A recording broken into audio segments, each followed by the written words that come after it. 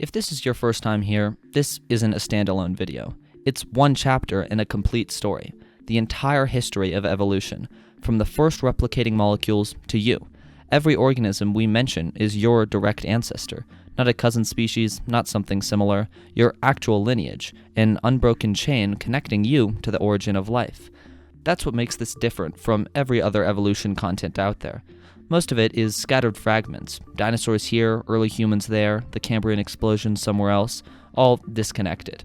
But they're not disconnected. They're all chapters in the same story, your story, and you can't understand any link without seeing what came before it. Lungs don't make sense without swim bladders. Mammals don't make sense without reptiles. Each chapter builds on the last, and nothing appears out of nowhere. 4 billion years of your deep history told as one continuous thread. If that sounds interesting, Chapter 1 is in the top right corner. I'd recommend starting there. If you've been watching from the beginning, you already know what this is. Let's keep going. Earth's surface holds the same basic ingredients found everywhere in the universe: hydrogen, carbon, oxygen, nitrogen, phosphorus, sulfur, and scattered metals like iron and nickel. These atoms don't stay separated for long.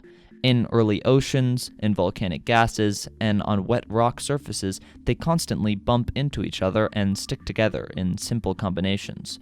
Volcanoes release carbon dioxide, water vapor, nitrogen gas, hydrogen sulfide, and traces of other gases into the air and water. Lightning strikes these gas mixtures thousands of times daily. Each bolt breaks molecules apart, like snapping apart linked chains, leaving fragments that immediately search for new partners. When carbon dioxide breaks, it releases carbon and oxygen pieces. When nitrogen gas splits, the nitrogen atoms grab hydrogen to form ammonia. Water molecules break into hydrogen and oxygen fragments. These pieces recombine in the cooling air and in rainwater, forming small but important molecules like hydrogen cyanide, carbon monoxide, and formaldehyde. Think of lightning as a factory that takes stable, boring molecules and shakes them into reactive pieces that can build something more interesting. The products wash into pools, soak into mineral surfaces, and dissolve into the ocean. At the ocean floor, a completely different process runs continuously. Seawater seeps down through cracks in the crust, heats up, and rises back through metal-rich rock. The hot water dissolves iron and nickel that shoots back up as underwater hot springs. When this metal-rich fluid meets cold seawater, the dissolved metals precipitate out as fine particles, building chimney-like vents. These metal surfaces act like workspace counters in a kitchen. They hold ingredients in place long enough for them to connect. For example, carbon dioxide from seawater lands on hot iron sulfide surfaces, picks up hydrogen atoms from the water, and transforms into formate and formaldehyde. Hydrogen gas produced where hot rock meets seawater splits on the same surfaces, leaving hydrogen atoms loosely attached. When carbon monoxide lands nearby, it grabs these hydrogens one by one, building longer and longer carbon chains. Some of these chains pick up an oxygen at one end, creating fatty acids, molecules 8 to 16 carbons long with one end that loves water and one tail that avoids it.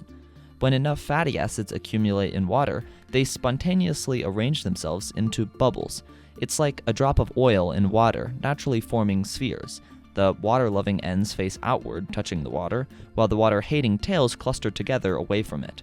These bubbles, called vesicles, form closed spheres with water trapped inside. They're the first hint of inside and outside on a planet where everything seems to be mixed together. Meanwhile, in shallow pools where water collects and evaporates, hydrogen cyanide from lightning-struck air accumulates. When 5 hydrogen cyanide molecules link together in the right sequence, they form adenine, one of the bases that will later appear in RNA. It's a bit like 5 identical Lego bricks that can only snap together one way to make a stable structure. The process works best when molecules are concentrated by evaporation, forcing them into close contact. Amino acids, the building blocks of proteins, form through several routes simultaneously.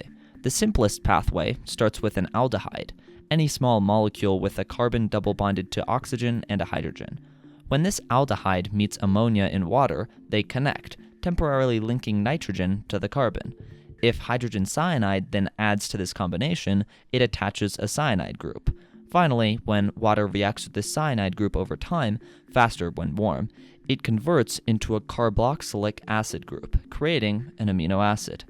The sequence produces glycine from formaldehyde, alanine from slightly larger aldehydes, and serine from aldehydes that have an extra oxygen. The process works in any pool where aldehydes, ammonia, and hydrogen cyanide exist together, which means it works almost everywhere, in pools on mineral surfaces and near vents. It's like having a recipe that works in any kitchen as long as you have the 3 basic ingredients. Space contributes too. When meteorites are broken open in laboratories, they contain dozens of amino acids, including all the common ones and many strange ones never used by life.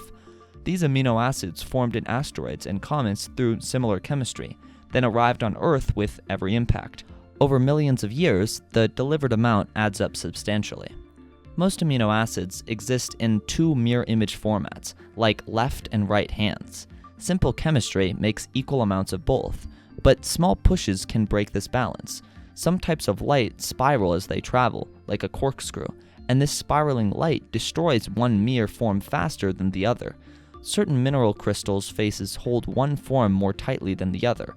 During repeated cycles where water evaporates and returns, the form that sticks to the mineral surface stays protected, while the other breaks down in solution. After thousands of cycles, one form dominates. It's like a biased coin that lands heads 51% of the time. After a million flips, heads clearly wins. Sugars form when formaldehyde molecules, already present from atmospheric and vent chemistry, link together. 2 formaldehydes make a 2-carbon sugar. That sugar plus another formaldehyde makes a 3-carbon sugar. The process continues, building 4 and 5-carbon sugars, including ribose, the sugar backbone of RNA.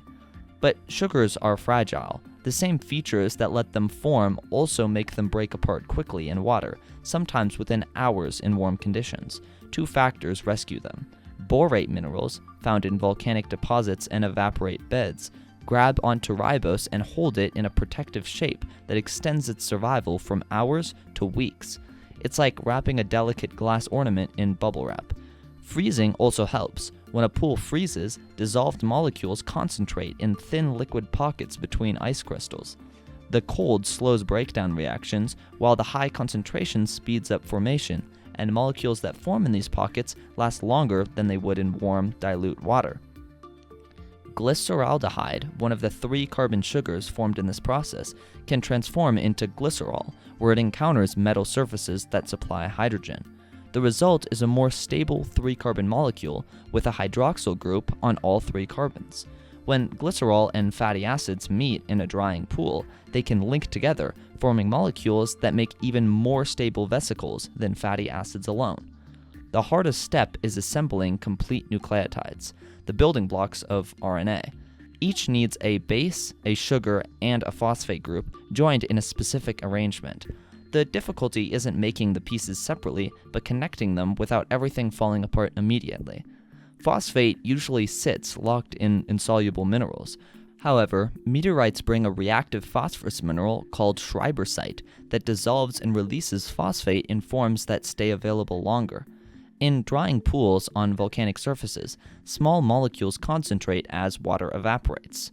Glycolaldehyde, glyceraldehyde, cyanamide, and phosphate all squeeze together in a thin film. When ultraviolet light hits this film, unfiltered by any ozone layer, it drives reactions that wouldn't happen in ordinary water. Rather than building free ribose and then trying to attach pieces to it, these molecules react together in a coordinated sequence. Glycoaldehyde and cyanamide form an intermediate structure. This reacts with glyceraldehyde that has already phosphate attached.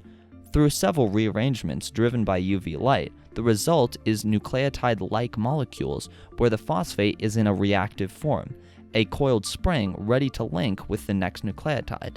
The key is that the sugar, base fragments, and phosphate build up together instead of trying to force 3 separate finished pieces to connect. Clay minerals like montmorillite help these nucleotides link into chains. The clay's flat surfaces carry a slight charge that attracts nucleotides. The surface holds them in organized rows, and when water evaporates, the nucleotides connect into short RNA-like chains. Laboratory experiments show chains up to 50 units long can form this way through repeated additions and drying cycles. 3 physical patterns repeat everywhere. Concentration brings molecules close enough to react, achieved by evaporation, freezing, or sticking to surfaces. Activation overcomes barriers that prevent reactions in pure water, provided by reactive chemical groups, mineral catalysts, or UV light. Cycles drive progress through repetition, wet, dry, hot, cold, light, dark sequences that favor formulation during one phase and prevent breakdown during another, letting products accumulate over many repetitions. After hundreds of millions of years, Earth's surface holds a rich chemical inventory spread across countless pools, shorelines, vents, and mineral surfaces. Amino acids exist everywhere, with some locations showing more left-hand forms. Sugars include ribose, appear wherever formaldehyde chemistry operates, and borate or cold protects them. Fatty acids form vesicles anywhere their concentration crosses the self-assembly threshold. Glycerol mixes with fatty acids in the same environments. The 4 nucleobases, adenine, guanine, cytosine, and uracil, coat mineral surfaces and concentrate in pools. Activated nucleotides form in smaller quantities wherever the right precursors, minerals, and light combine. Short chains of amino acids and nucleotides form on surfaces and in drying films, accumulate, break apart, and reform. Vesicles drift through water, trap whatever molecules happen to be nearby when they form, and sometimes split when stretched. Clay surfaces hold organized arrays of small chains. Nothing copies itself yet. Nothing maintains its composition against the surroundings.